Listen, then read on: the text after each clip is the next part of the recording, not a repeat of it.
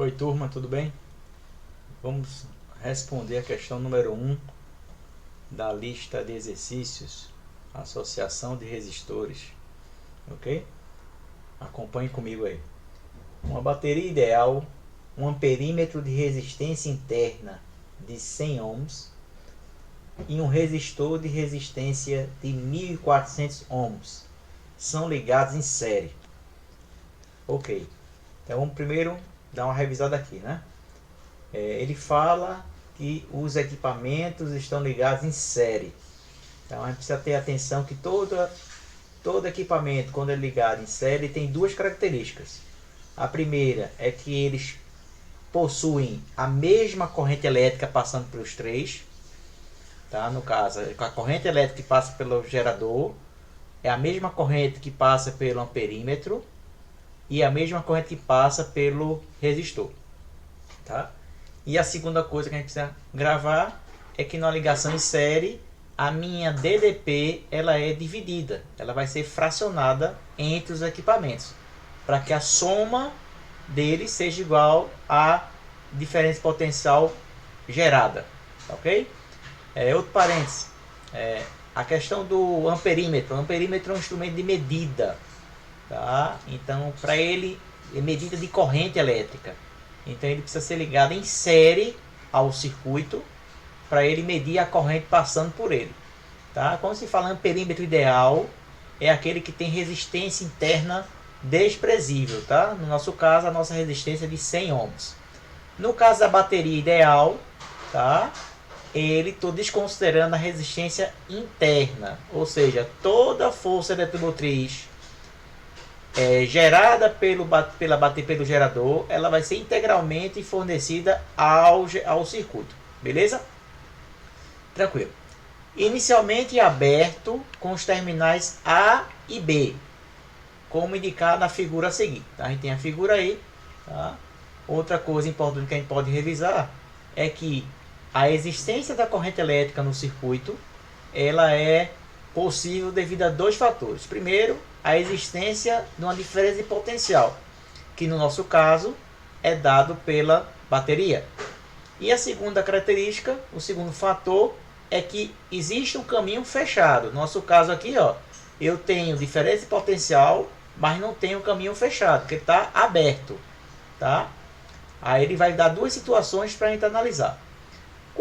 Situação 1, quando os terminais A e B são conectados por um fio de resistência desprezível, fechando o circuito, se estabelece no perímetro uma corrente de 1 mA. Quando os terminais A e B são conectados com um resistor R, fechando o circuito, se estabelece no perímetro uma corrente de 0,2 mA. Lembrando aí, né, o prefixo mili, 10 elevado a menos 3, tá? Cuidado aí com a potência de 10, tá? E a pergunta da questão é: calcule a resistência desse resistor. Então, veja só. Uma dica. Se ele falou em duas situações, tá? Você vai usar a primeira situação para calcular algo para ser utilizado na segunda situação fornecida para calcular geralmente o quê? O que se pede. Tá? Então, o que eu preciso calcular inicialmente? Eu preciso calcular inicialmente a minha diferença de potencial fornecida pela bateria. Tá? Então, por isso, nesse caso, ele colocou que inicialmente o ponto A e B vai ser conectado através de um fio. Então, a dica é, vou fazer o primeiro caso usando o fio para calcular quem? A DDP. E depois, eu vou fazer a situação 2. Eu vou colocar a resistência e vou calcular o valor dessa resistência. Tá? Então, vamos lá.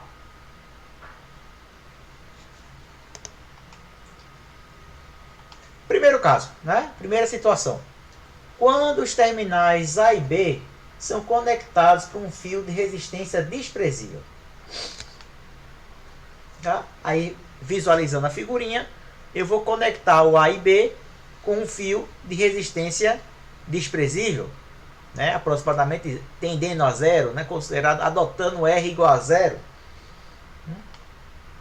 Então, nesse caso, vai gerar uma corrente elétrica. Essa corrente elétrica, que ao passar pelo amperímetro, vai registrar a medida de 1 mA.